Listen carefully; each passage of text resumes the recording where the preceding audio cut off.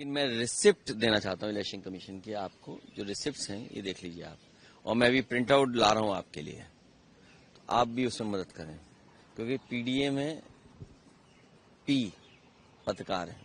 जब आप हमारी मदद करोगे तो अभी कम जीत के आए, अगली बार ज्यादा जीत करके आएंगे, क्योंकि पी का मतलब पार्लियामेंट भी है। सर इलेक्शन कमीशन ने एक लंबी चौड़ी प्रेस कॉन्फ्रेंस की, उन्होंने कहा कि मैं प्रिंट होने गया है, प्रिंट होकर के मैं आपको रिसिप्ट देना चाहता हूं, क्योंकि जिस समय ये आरोप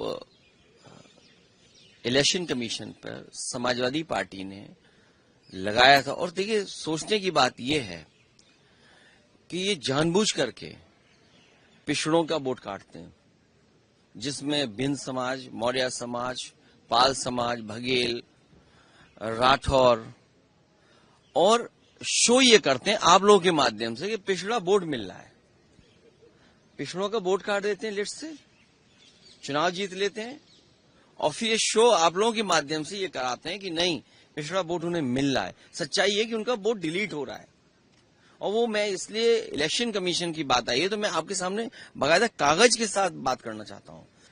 अब आप देखिए, कुर्सी, शाहगंज, छिबरामऊ, श्रावस्ती, मणियाऊ, कितने कम डिफरेंस से हम चुनाव हार गए, और डिलीटेड वोट ये दिखाई दे रहे हैं, कितना डिलीटेड वोट है। ये तो वो कम समय में हम आइडेंटिफाई कर पाए।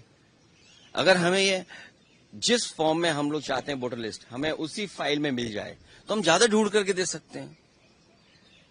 और 19 में जो वोट डाले 22 में कट गया। अगर वोट बनवाने का एक प्रोसीजर है तो वोट कटवाने का भी एक प्रोसेस है। हमारी डिमांड केवल इतनी है कि एक जिलाधिकारी को सस्पेंड कर दो आप, पूरे देश में एक भी वोट नहीं कटेगा। ये कागज है, एफिडेविट है, रिसिप्ट है, आप एक भी डीएम को सस्पेंड कर दिए। और ये लंबी सूची है। 2017 में जब चुनाव हुआ, इलेक्शन कमीशन ने न जाने कितने अधिकारी हटाए। 19 में अगर एक भी अधिकारी हटाओ तो बता दो, 22 में अगर एक भी अधिकारी हटाओ बता दो, 24 में एक भी अधिकारी हटाओ तो बता दो, और उससे पहले अगर सरकार दूसरी थी, समाजवादी पार्टी की थी, आप पता करिए कि कितने अधिकारी हटाए गए। डीजीपी हटाया गया, होम सेक्रेटरी, न जाने कितने अधिकारी हटाए गए। लेकिन जब से बीजेपी की सरकार उत्तर प्रदेश में आई है तब से एक भी अधिकारी नहीं हटाए, एक भी शिकायत पर किसी अधिकारी को नहीं हटाया गया। आखिर क्यों? इलेक्शन कमीशन, इसका मतलब यह है कि बीजेपी का ज्यादा कहना मानता है। हम अगर शिकायत करें उस शिकायत पर कोई कार्रवाई नहीं होती है। बीजेपी की एक विधायिका छिबरामऊ, उन्होंने अपने बूथ पर 400 फर्जी वोट बना रखे थे। 400 वोट, सोचिए आप, एक बूथ पर 400 फर्जी वोट। हमने अपने कार्यकर्ता लगाया, जिम्मेदारी से काम किया, वोटर लिस्ट में ढूंढे, 200 से ज्यादा वोट कटवाए हमने, 200 से ज्यादा एक बूथ पे। अगर ये एक्सरसाइज जो पॉलिटिकल पार्टी कर रही है, ये एक्सरसाइज इलेक्शन कमीशन भी तो करे कि आखिरकार बीजेपी के लोग अपने बूथ में क्यों ज्यादा वोट बनवा रहे हैं। बीजेपी ने जो प्रेस कॉन्फ्रेंस करी तो उन्होंने आपकी कॉन्स्टिट्यूएंसी का भी डाटा दिया और कहा कि इतने तो फेक एड्रेसेस और तो आप कार्रवाई करिए। अच्छा, कॉन्स्टिट्यूएंसी पे भी देखिए, मैं कह रहा, अगर मेरी कॉन्स्टिट्यूएंसी पे कहा है, हालांकि वो वीडियो मुझे ढूंढना पड़ेगा, वीडियो जो एक विधायक कह रहे हैं कि मैंने वोट बनवा लिए, मैंने वोट कटवा दिए बीजेपी के। अगर मैंने वोट कटवा दीजिए, मान लीजिए, तो आप कार्रवाई क्यों नहीं करते हैं अधिकारी? मैं तो यही तो कह रहा हूं ना, डीएम, एसडीएम और जिन लोगों ने वोट काटे उन पर कार्रवाई कर दो आप। अगर मैंने वोट कटवाए हैं तो आप कटवाइए, आप उनकी कार्रवाई कर दीजिए। कार्रवाई क्यों नहीं कर रहे हैं आप?